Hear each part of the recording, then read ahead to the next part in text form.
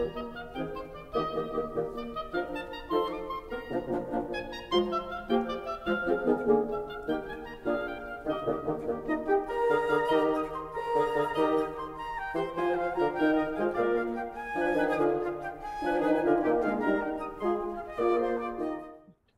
welcome to the meeting tent, an ongoing discussion of work of Stan Tenen. Before we continue on with our exploration of that work, I'd like to introduce our usual cast of characters: Levana Tenen, Del Packer, Daniel Gill, and Michael Andron.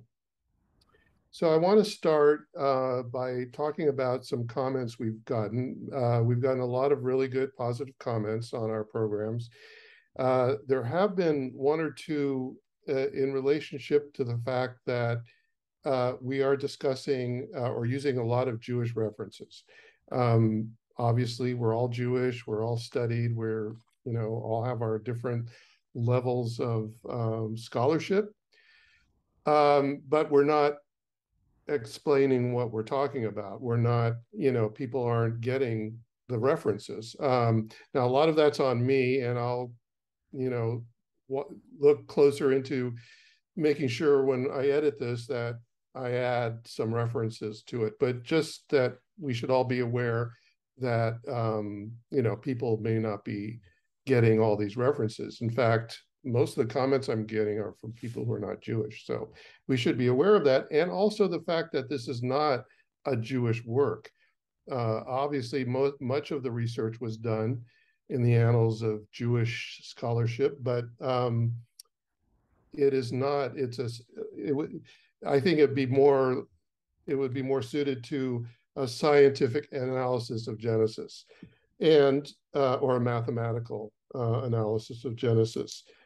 And just want to make clear that Meru Foundation is not a religious foundation. Is that right, Levana? Yeah. Meru Foundation is a 501c3 research foundation, research and education foundation. That's how we're registered with the IRS. And basically, obviously, we wind up skewing a little bit towards, or a lot towards Hebrew material, because where we started off studying was the Hebrew letter text of Genesis. So some of that is natural, but in fact, the idea is much more exploring the existence of a science of consciousness, as we titled our book, How Genesis Preserves a Science of Consciousness in Geometry and Gesture.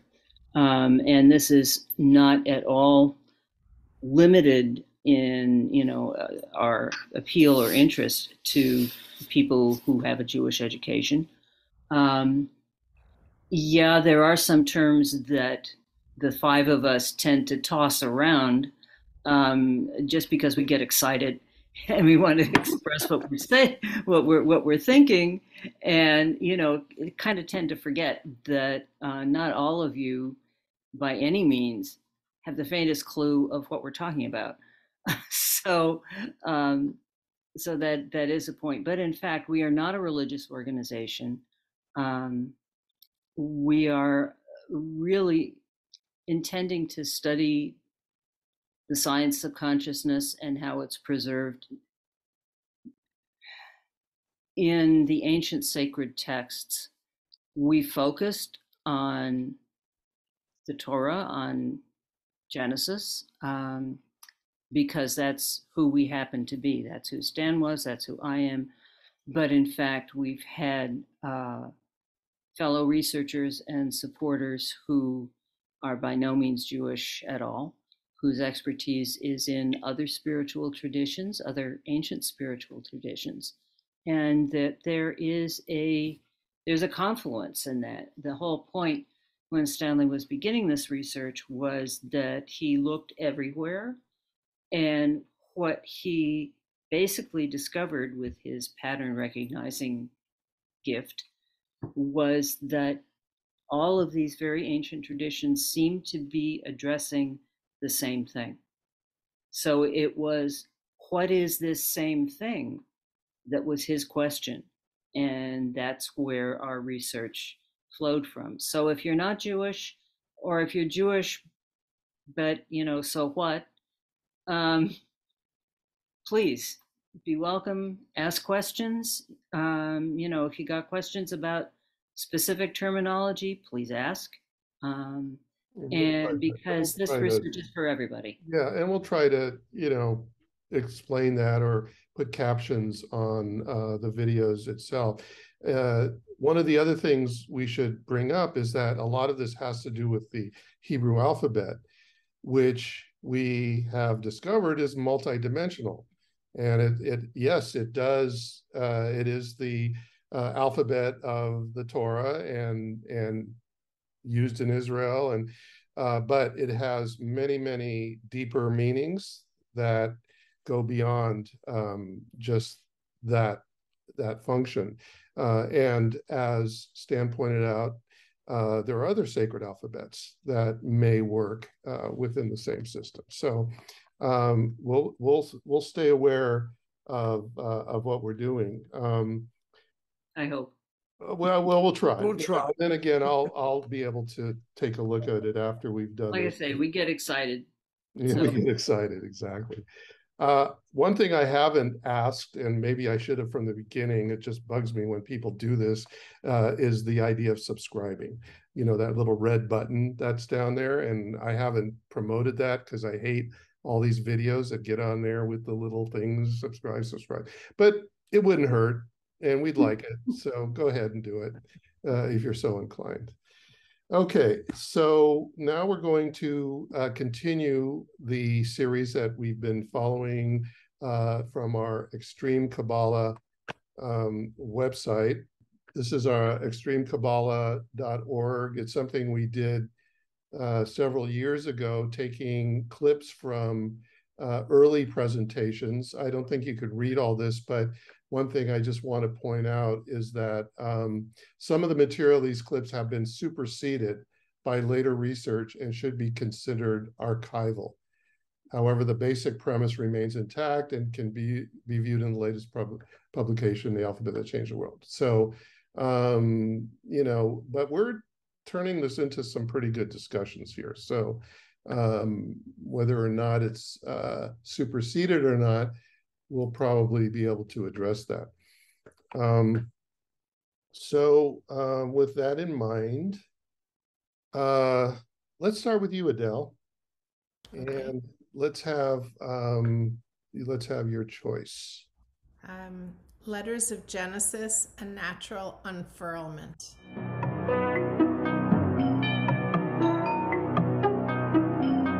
Here's another one. Here's another problem. People have said that the 5 books of Moses can't have all been sacred, can't have all come from God, because they were written supposedly over 1,000 years. So how could these patterns go from one text to the other unless someone redacted them all together? But everyone knows, and I'm not good at this, if you're doing something in Tai Chi, or if you're swinging a golf club, you have to follow through. If you're in a deep meditation, and you're following through a sequence of feelings leading towards this brilliant point of transcendence, then there is only one path. There is only one follow-through. And to continue to unfurl the text, as a prophet might be able to, means merely to stay on balance on that line, to ride the surfboard ashore. You don't have to do anything but stand upright on the surfboard. Wow, that's the surfing analogy of this work. Michael, this is something that you're familiar with, right? You use the Tai Chi example of following through. Is that part of, what you see? Well, there are 2 ways of doing Tai Chi or yoga or any kind of system like that. One is just doing the physical moves, which Americans seem to like. Like, nobody wanted to do yoga, then everybody's doing yoga. But in most cases, it's a stretching exercise, and it's not being done with the mind flowing. What he's talking about is if you're in a meditative state. I mean, he used those words. If you're, in the middle of a meditation and you're floating along that place, then yeah, that's certainly true. And it's hard to stay focused in that. I mean, that's what the meditation and these kinds of exercises are about. And Taiji is described as moving meditation. So it's not just sitting quietly, but it's getting up and moving through it. But if you get distracted by its martial application, like this is a block and this is a strike, well, you can do it on that level if that's where your quote meditation is. But if you're doing it as listening to the song of the spheres, the song of the universe, the energy that's flowing, then that's your line. I once heard a beautiful description of this idea, that everybody has like an angel knocking on their soul, trying to get in. And of course, angels are generally shy. Our soul is very shy. So the angel is trying to talk to our soul. And all this stuff around us is distracting. But imagine that if each of us had that connection, and that was the song that the universe sang to our soul. And everyone's a little different. And 8 billion songs are playing at the same time. One can only imagine the incredible noise that would create if everybody was playing their own song. It's like you were going to make a tapestry and you had all these threads, and then while you were gone, the cat got them all bundled up in a knot. And now you got to find yours and kind of pull out your song and hear your colors and see your music. If you could do that, that's your song. So when he's focusing on a meditative approach, that is a Taiji kind of idea, that my focus here is on the energy, not on what my hands are doing. I'm trying to tap into a big energy and channel it through for a specific end game. And that end game may be martial, it might be dance, it might be music, as we discussed before. And that's where a real shift takes place. But you got to learn to hear your own song. Right. What's knocking? Yeah. Lavana, you have a comment? It's funny, when this clip started out, I was sort of thinking, is this one of those things that actually has been superseded, because it was focused on the idea of the sequence of letters in the text being naturally unfolding from one to another. Let's continue to use that word. And then I realized, no, it hasn't been superseded. What he was thinking of,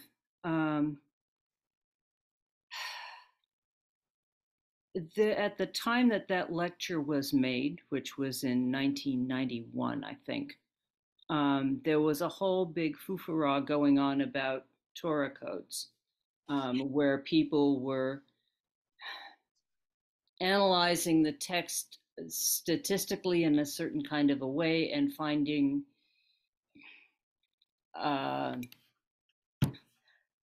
basically finding what they wanted to see. Let's get right to the point. But that controversy raged for quite a while, and that was in the middle of it.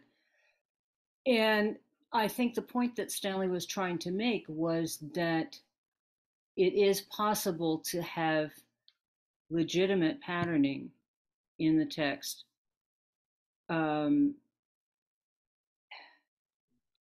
And that he was combining that with his concept of the text of Genesis and meditating on each letter and its meaning, and the transition between the meaning of one letter and the next, that was a meditation that, in a sense, the text was designed to lead us on, if we could possibly go there. And from that flows the sense that if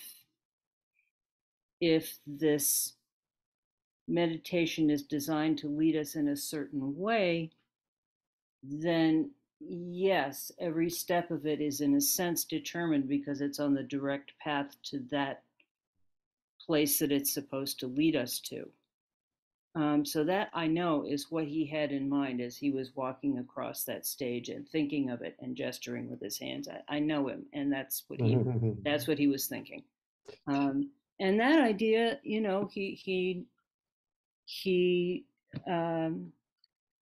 didn't emphasize in his later public talks, but it was certainly a part of his consciousness and his thinking.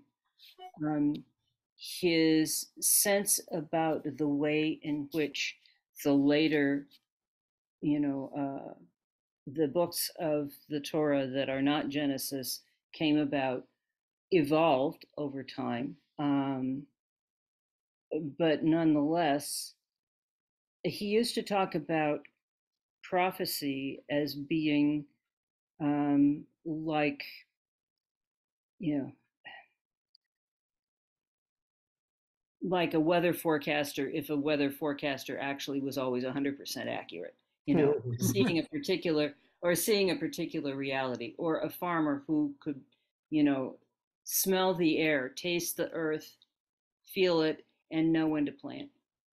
That it was more of a natural function in that sense than figuring something out with your head. So that's what I know about that particular clip. Okay. Adele, you work in movement, and that's what he was referring to. What did you get out of that clip? Well, I did see that he was trying to connect something over time, which I find really interesting. And the unfurling of meaning is, there's a lot of layers to that word, because when you just simply go through the entire gestural aleph-bet, from aleph to bet to daled, each letter, there's an unfurlment all around the body. I remember showing the alphabet to a wise friend of mine, and she said, who was not familiar with what I was doing, and just said, "Oh, do that again. You know, do that again." And then she said, "You have covered all the chakras of the body. You've gone up, around, down, behind you, and in front of you." So there's an unfurling of meaning as we study it more. You know, there's just sort of no end. And I think this brief moment that he was talking about had something to do with how could this all have been divinely inspired if it covered such a long period of time. But I think that is the nature of life, is that meaning is unfurling. That's why we keep studying this work over and over again and finding new meaning in it.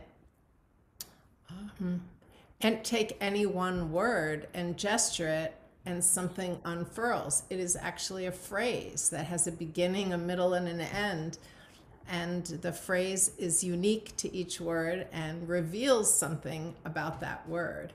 So I love the word unfurlment, and maybe Daniel has some inspiration about what he was referring to in that actual statement. Yeah, thank you. No, it's interesting. I remember a lot of conversations with Stan, and he really didn't like the literal concept of the Torah or of the Bible. The concept of the different authors and that whole thing. That was the thing that he was vehemently against, and he felt that he had a smoking gun in terms of it just not being possible. That if the intricate level of meaning comes from the letter pattern and it goes on and on and on, then then the literal meaning, this is like Shakespeare or this is like whatever, it's divinely inspired, cannot be true. And I think that was one of his main points. And it goes quite well with Rabbi Shimon Bar Yochai, the author, or that's also controversial in academic circles, but what many traditionalists feel, who was the author of the Zohar, or what, Moshe de Leon published it and whatever. But he was also vehemently against taking it literally.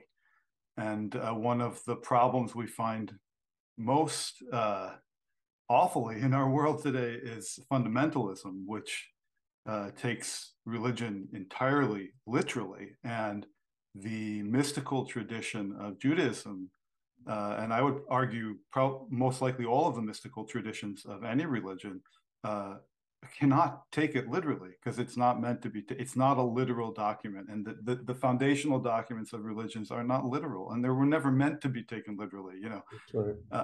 And so Stan was like, I just remember, he really did not like that concept, and I think this concept developed with him over the years in terms of what this meant. And I've watched him look at ancient mystical texts which were undecipherable by the greatest Talmudists, by the greatest scholars. They'd look at these texts and they'd be I don't know what that means. And then Stan would go through and say, well, what is someone would translate the first line and say, oh, what follows is the next. Oh, and then the next idea has got to follow like that. And the next idea has got to follow like that. And he would go through this, undecipherable, ununderstandable text, and he would understand exactly where it's going for pages and pages. And so, he's walking the walk, so to speak, like he really understood this concept deeply. And I think it's important to remember. This opens up a lot of discussion in terms of following the path of Genesis, letter by letter, unfurling each letter and leading you to it probably doesn't end, it just keeps going. And also the idea of the 4 levels of Torah, which we don't need to discuss right now, but at some point we may want to get into and see how we've all, it's all been relegated to the surface, to the story, and has lost a lot of the deeper meaning. But we won't get into that now, because that's probably a whole discussion that will take up all our time. So Daniel, why don't you give us your choice and we'll continue on. Yeah, believe it or not, I think it's called biblical math. I think that was something like weaving. Yeah, Bible math. Let's check that out. Think about it. The queen of the sciences is physics. The king is mathematics. The most subtle part of mathematics is topology. And topology is often done with knot theory.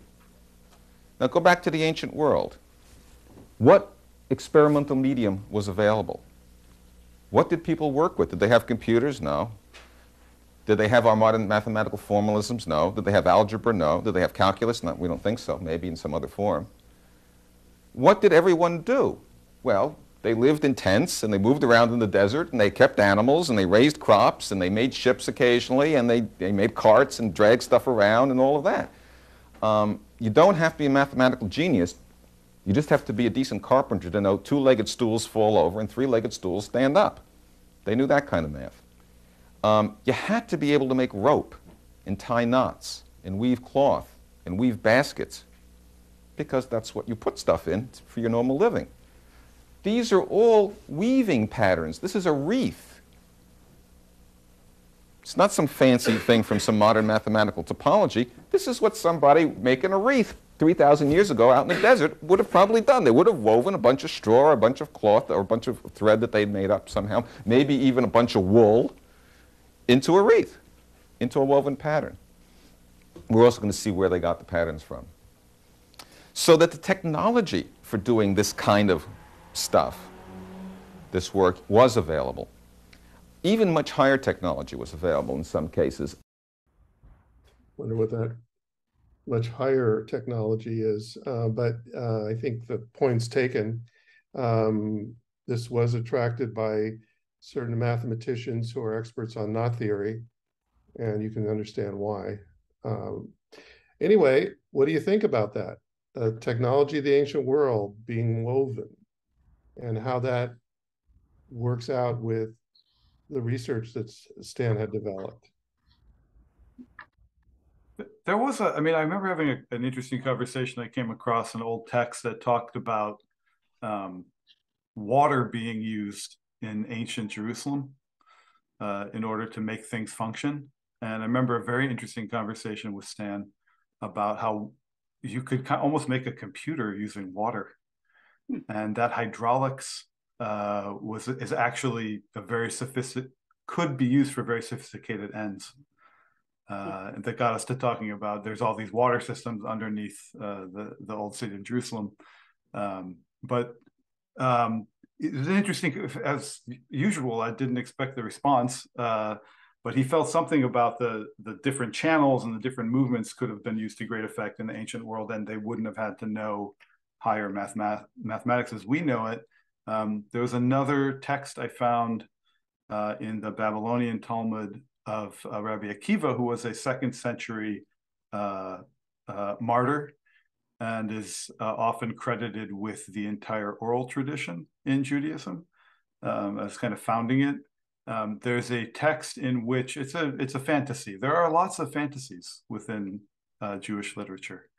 Again, which unfortunately some modern Jewish scholars tend to try to take literally, because that's just the zeitgeist. I'm not sure why, but there's a fantasy and a vision of Rabbi Akiva tying crowns on top of the letters, knotting crowns on top of the letters. And I remember when I told that to Stan, he was floored, because it's exactly what he's talking about. And Rabbi Akiva is known for his in-depth analysis of each letter and the letter sequence, as opposed to another rabbi who was called Rabbi Ishmael, who took a more literal approach, whatever. But Rabbi Akiva was known for this precise idea. So it's kind of a source in ancient Jewish literature, foundational ancient Jewish literature, that looking at the text letter by letter to the degree that the crowns have significance is source. It's not only like, well, that's an interesting idea. It's like completely within the ancient tradition. And I know that it was beyond me, it still is, but I know that the crowns had held deep significance for the work of Meru. And I remember, again, having a conversation with him about how the crowns have to do with something. And yeah, I wish I was a better mathematician. A lot of this has to do with what we were talking about before, when Levana was mentioning about the documentary theory of how this was all put together, because it's based on the idea that everything was written, that it's just written, that these are written stories. But obviously it's showing that they were much more sophisticated in the ancient world, and that writing was not going to cut it in terms of longevity and preservation, that they had to find other ways of preserving this information so that it could be redacted in future, when they weren't being, persecuted. So I think that a lot of that has to do, obviously, you're going to use the technology that is current. And, it's unfortunate that people can't see this today. And that, it's just focused on, it was written and they wrote the stories, and that's what we're going to adhere to. So yeah, Michael. The beginning part, as I heard it, of the story Dan was telling and Rabbi Akiva dealing with all the crowns, is sort of connected to what we were talking about before, which is that, is this now outdated at a certain point, because that was the time we're talking about biblical code. So that was what everybody was asking questions about. The opening part of that story, as I recall it, and I could be wrong, was that somewhere along the way, Moses was in heaven and they brought him down. Now, Moses is the guy who presumably channeled the entire Torah. And he went down into Rabbi Akiva's classroom, and he was talking about these crowns, and he said, I don't know what they're talking about. He had no idea. So Yeah. at different times in history, I mean, they were 1,300 or so years apart. So at times, something new comes in, some new paradigm enters reality, and suddenly we start rethinking it. So here in this one, with the knots and so on, yeah, that's where their heads were at. That's stuff they knew intuitively. So yeah, they were going to talk about that. Centuries later, another more than 1,300 years, Stan looks at it, and he's looking at it through all these geometric metaphors that frankly baffle me as much as the crowns on the letters. But he looks at it, and it's clear as a bell to him. Yeah. And I have no doubt that both Moses and Rabbi Akiva would have like, huh? Yeah. Right. What are you talking about? Right. Well, the end of the story is that one of the students in the class asks Rabbi Akiva, well, where do you know this from? Oh, and that's says, right. Yes. And he says, oh, it's a tradition from Moses. And it says, the text says, and it said Moses felt better. Even though he didn't understand it, he realized it was rooted in what he started, which is an interesting way of looking at novel ideas and how they're generated. Yeah. And I think Stan followed that pretty much to the letter. Truth is truth. Pun intended. And now with our current level of knowledge, we're able to look at it in all these different perspectives. And if Rabbi Akiva was sitting here, he probably wouldn't know what we were talking about. So, well, maybe he would. Levana. Yeah, and just following on from what Daniel just said, that's another example of the unfurlment of things in the manner in which they're supposed to unfurl, in the manner that leads to greater knowledge. There's this connection from an origin to what comes from it.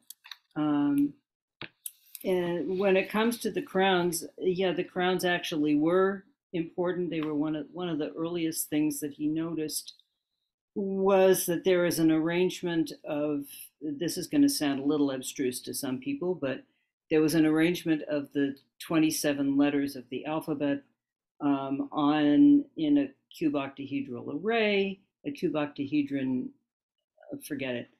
Anyway, I'll show you the picture. It's not going to make sense to people, but this is a very early poster from Stanley where he found that this particular arrangement of letters on this figure, which was orderly, it wasn't random, displayed the letters that have triple crowns, which is a particular thing, in an order that makes sense and shows you how to hold this particular figure.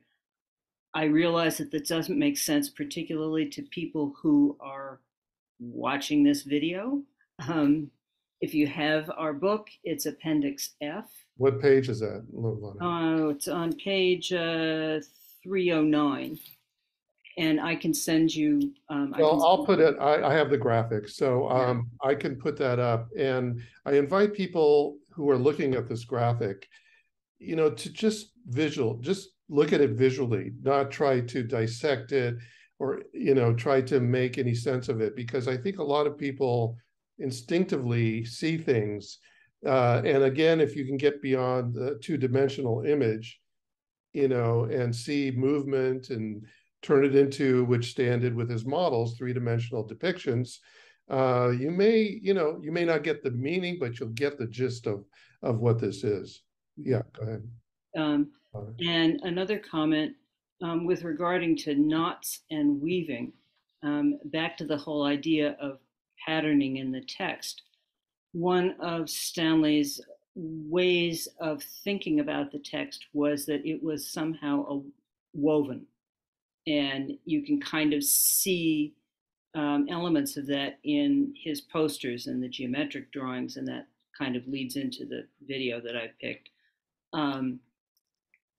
But what I wanted to say is that if you take a look at the first word of Genesis in Hebrew, it's Beit Reshet.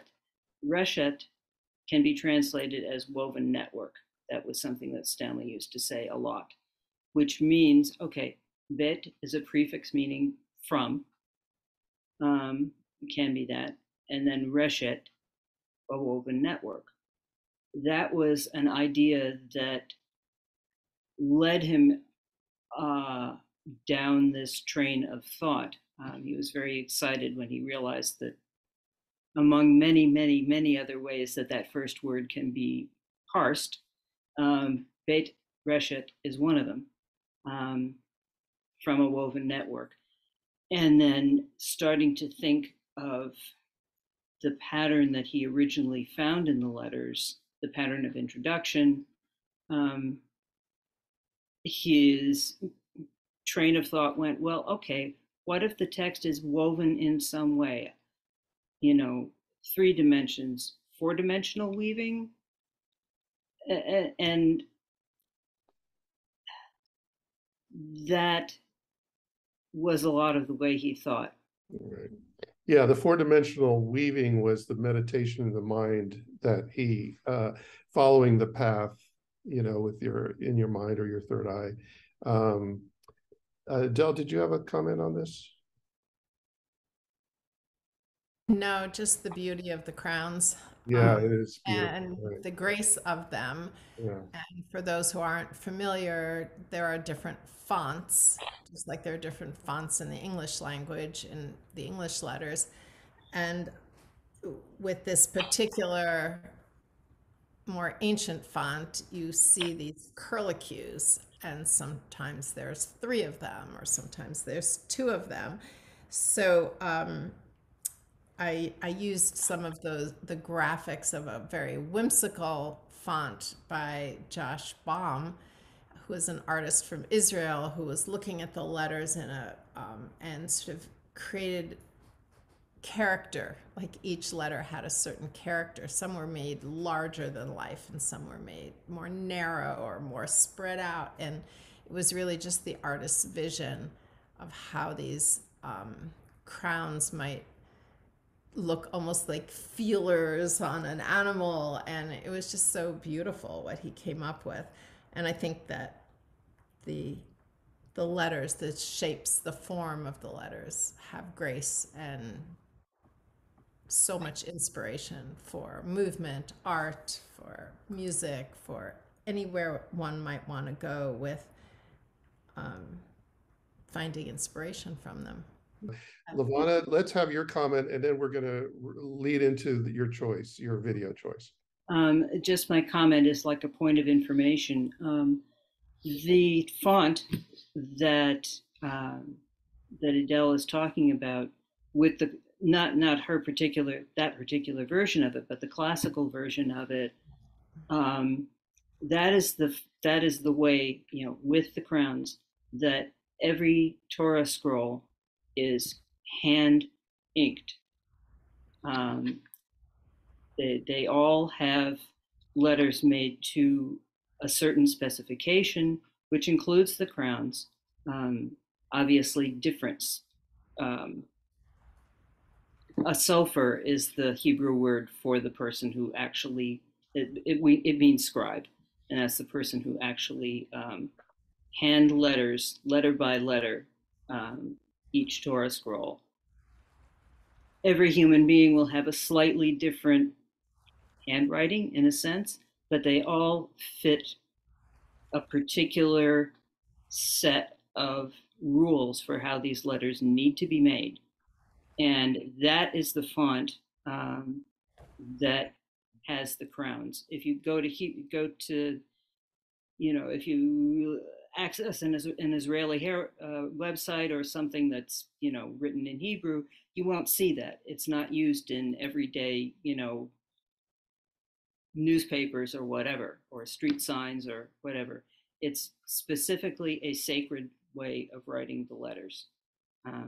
There's all kinds of traditions about writing a Torah scroll. Okay, so that is that. The selection that I actually wanted to do was finding geometry in Genesis.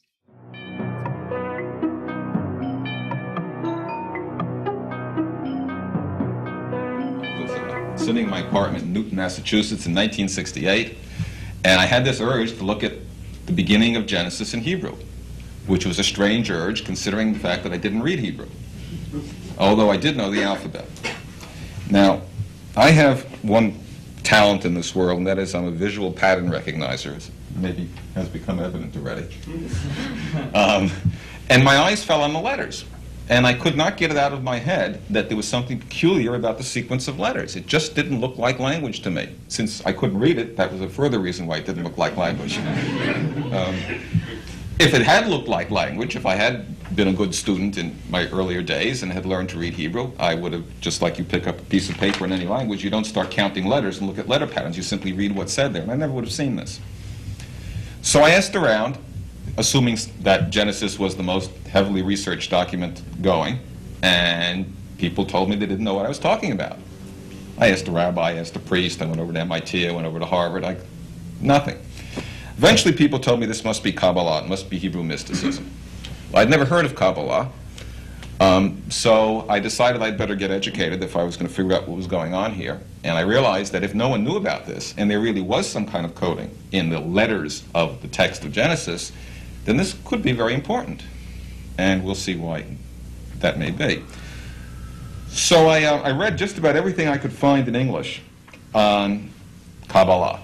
I read Hebrew material, I read Christian material, I read Arabic material, I read Greek material, the Pythagorean mysticism, I read some Eastern material. I read stuff printed in green ink from people who'd been up in flying saucers. I read stuff written by very conservative rabbis who really didn't like to write anything down at all and say as little as possible. And I started to put together a sense that even though I couldn't figure out what they were talking about, it was very nice poetry, and yes, there might very well be meditations involved. The literary criticism methods that the academic scholars used to make sense of Kabbalistic texts didn't do much for me. Yes, I could see you compare this sentence to that sentence, but that didn't tell me anything about what the author was saying. It just told me he was saying the same thing here as here. And eventually, after 10 years, I started to build up a sense that these Kabbalistic texts were talking about something. There was just too many details for it to be pulled out of the air. There was just too much commonality these texts to be the individual experiences of mystics. There was something that bound it all together, and it didn't matter if I was reading Rosicrucian material or reading Sanskrit material in English translation, or Hebrew material. It all seemed to have the same underpinning. And many others have claimed this too. There are numerous teachers over the centuries who claim the same thing. But I wasn't satisfied by them simply telling me it was all the same. It didn't look the same, it just felt the same. So the idea was to find out what was going on. So that wasn't necessarily finding geometry. This was the opening of our video, the first verse, 30-minute introductory video.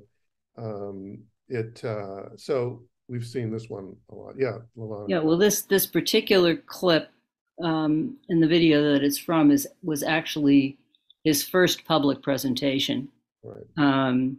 And actually it goes back to the idea that we started out this particular session with, that even though we've wound up focusing on and through Hebrew material just because that's where this thing went, that was not the original idea. And an underlying sense is always that, as he just put it in that very early clip, that underneath all of these writings of the mystics, or sacred writings from all of these different traditions and all of these different times, were pointing in the same direction.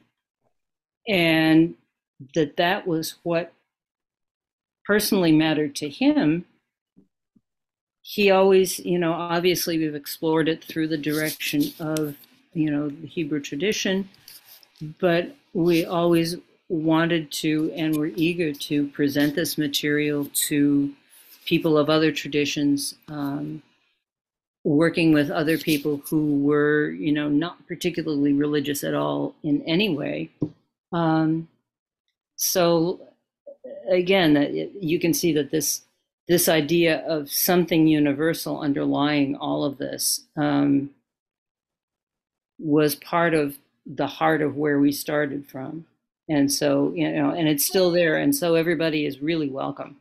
Just want to say that again. Harkens back to what we talked about last week in terms of Abraham and being exposed to all the different ideas and traditions and theories that were out at the time, or beliefs, and finding the underlying principle, which is based on Stan's paper, The God of Abraham, in which he expresses that there were all these different traditions and ideas, but what he found was, or what Abraham found, was the underlying idea that led to his discovery of oneness, basically. Anybody else on this clip that we just saw? Yeah, it's, there's a funny quote from Thelonious Monk. You can find it on YouTube. Who's arguably one of the greatest musicians and improvisers the world's ever known. He's incredible, genius, really. But someone asked him, kind of stupidly, after a concert, "So, what kind of music do you like, Mr. Monk?" As the world's foremost expert in jazz, like, what kind of music do you like? So he looks at him, he says, "All kinds." I like all kinds of music, and it's a funny comment in a lot of ways, but I think he was serious, and I think this is one of the things you find when you get, he was a jazz musician. He was not a classical musician. He was not a rock musician. He was not, a pop star. That was what he did, pretty singularly. But I would argue that because he was so specifically involved and he went so deep into his own genre, he really generated a wide appreciation for the kind of oneness of music, and how at a very basic level it's all doing very similar things.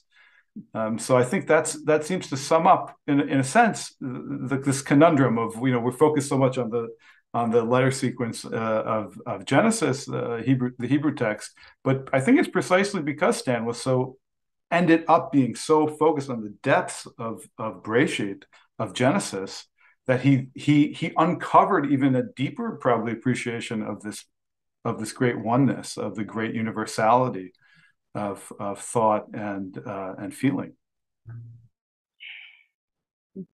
Anyone else want to comment? Yeah, I mean, this is kind of the introduction, obviously, and it's a good that we view this, even going back to the beginning of how this came about, and how things started and developed. And it's interesting to see it, and then knowing what actually occurred, how this unfurled, basically. So I think it's really good to see that, going back to the roots. Okay, Michael, your choice. Well, I had written down a few, but it seems like the one that fits into today's general discussion is Torah, a universal constant.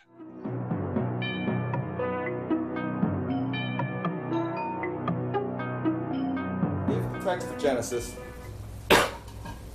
is determined letter by letter in a way similar to the way pi is determined, except in this case, it's the transcendental function that connects our consciousness from heaven to earth, rather than the radius to the circumference of a geometric form, then it could very well be truth with a capital T, without any disrespect for any other teaching or people. It is not just the religious puffery of the Abrahamic faiths. If it's an actual record of an experientially determined sequence of letters, that means something explicit, or has a particular effect. Well, we've discussed a lot of this already.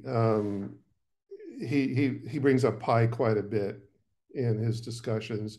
It was as an example, not being mathematically oriented, I have to take his word on this. I don't know enough about it to comment. I don't know if any of us do. What about pi?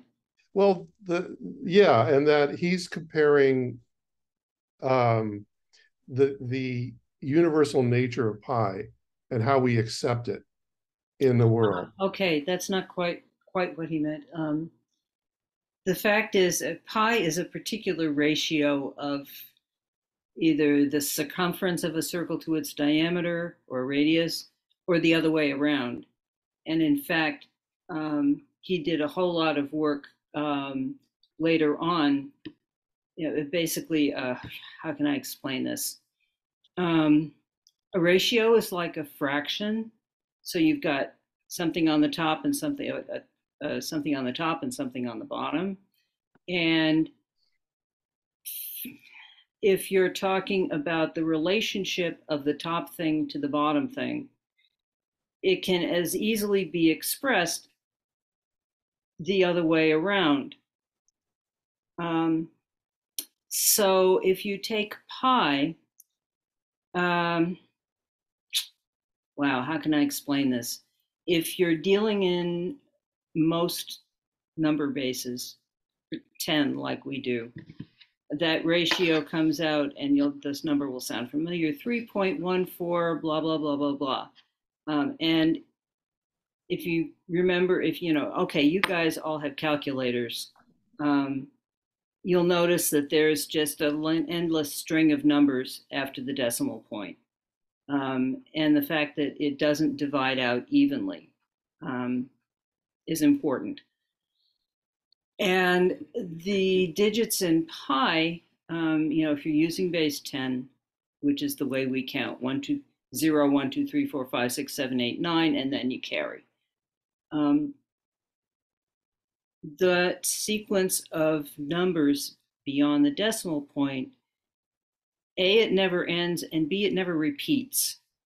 So as a practical matter, computer programs use that function to generate random numbers. Okay, that's just a little side piece. So it's something that never repeats and yet is utterly determined if you consider that you're talking about a ratio of a circle's diameter or radius to its circumference. Anytime you make a circle bigger, that radius is going to be bigger. Anytime you make a circle smaller, that radius is going to be smaller. The ratio of this to this is going to be the same. That's pi. So what he was talking about is that just as that number A is a feature of our natural world, and it's something that relationship of a circle to its radius is something that people in the ancient world would naturally be aware of. It's kind of hard not to be. They looked at circles.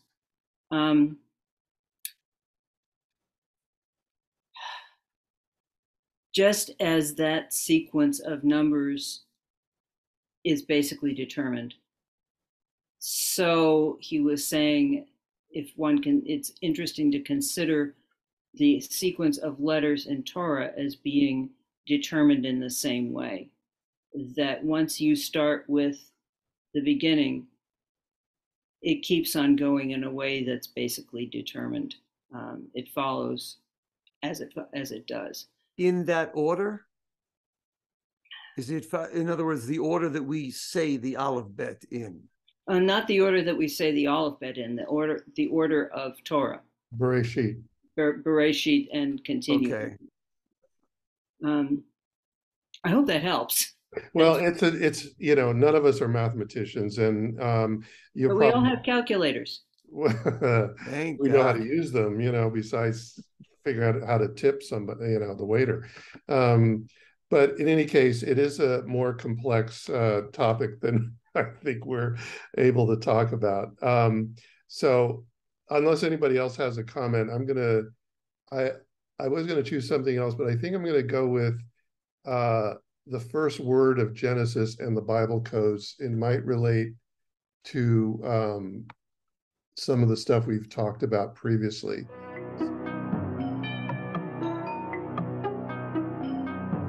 This is the first word of Genesis. Let's look at the first word of Genesis. It's supposed to contain the whole secret. It's supposed to be able to repeat this basic idea in more detail. So here's the bait, which means in or in the. And then we have this word reshis, which is said to mean at the head of, because the word resh means head. Well, there's another root in here, which is not usually discussed, and that's this root. Reshet. Reshet is a woven net or a network. And I'm going to say that the reason the academic statisticians have found letter skip patterns in the Hebrew Bible is because it's a woven document like a Navajo rug with stripes. And if you unravel it, you get skip patterns on the thread because that's what the stripes leave. And I'm going to say that that's the kind of coding that was done in the ancient world. So, yeah, I wanted to play that because we've already alluded to these ideas. Reshet, the woven network, the technology of the ancient world, and how it doesn't fit into the Bible codes theory, which is based on literal translations. Any other comments on any of this that we've talked about today? Yeah, I think it's incredibly attractive to want to uncover lost ancient knowledge. I mean, do you know how many millions of people are searching? And most of it is fruitless. Most of the stuff is just kind of not so relevant, shall we say. But what's amazing about this video and the video before, I think that, like, you know, let's just assume that, like, I mean, I maybe think the whole thing is quite ancient, but let's just assume Bereshit is pretty old. It's pretty old, right? It goes back maybe 3,000 years, maybe more. You know, I think what stands uncovering, and I think it would take someone, this is exactly the right time in history, where someone, and Stan, would have the technological and kind of mindset capability to understand something that was embedded in an ancient religious text. And I think what he's exposing here is, you know, if you just think that this is a religious text and it's just do what you're told or you're going to hell, you're missing the whole point. Like, there's something here that's been encoded and passed down from the ancient world, and it's extremely, extremely important. And it is, you know, entirely universal what's underneath it. And I think that that's the very attractive part about this, just to say it explicitly. Stan Tenen and Meru Foundation has uncovered something universal that made it through all the cataclysms from the ancient world into the very modern place we find ourselves in. And to me, that is completely astounding because, and I think that what he wanted was like, forget the religious aspects of it. Let's look at like what's actually going on here. You know, what are the implications of what is here mathematically and what's here in geometrically, and what can we take out of it? And so I think it's if you look at it that way, it's astounding. It's like a treasure chest what he's opening up here. But to get to it, you have to drop your cultural and social biases. That's like the flaming sword in the Garden of Eden. You know, if you want to get to the good stuff, the mysterious stuff, the stuff that's really hidden there, that's real, you know, like an actual mystery that's starting to be solved from the ancient world, you have to drop the intellectualism, you have to drop the spiritualism, you have to drop the religious dogma, but you have to drop all that and look at what's actually there. And especially drop the ego. Yeah, precisely. Yeah. You know, Dan, that statement you just made, if I do another promotional video, that's going to be on it, because that really summed up a lot of what's going on here and how people should look at this. And I really appreciate how concise, and I mean, it just said everything right there. Sure. Yeah, my honor. Sure. Yeah. So I think we've covered a lot of ground today. I really appreciate it. We'll be moving on to maybe some other topics in the future, but thanks for watching. We really appreciate it, and we'll see you next time. Take care.